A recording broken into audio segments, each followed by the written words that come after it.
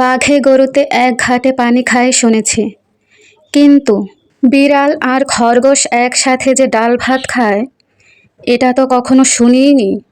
দেখা তো দূরের কথা, কিন্তু সেই অসম্ভব ঘটনারই আজ আমি সাক্ষী হলাম।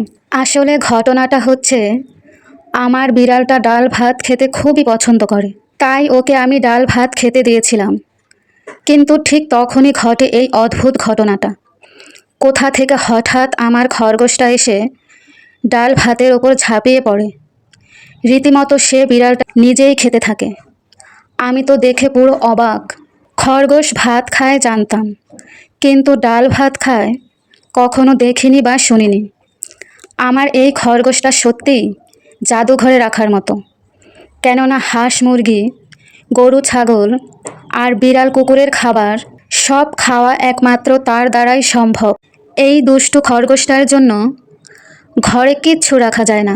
আলু পেঁয়াজ থেকে শুরু করে সব ধরনের সবজি যাই এনে রাখা হোক না কেন, সে আগেই খেয়ে নেবে। শুধু এসব করেই সে কিন্তু ক্ষমা দেয় না।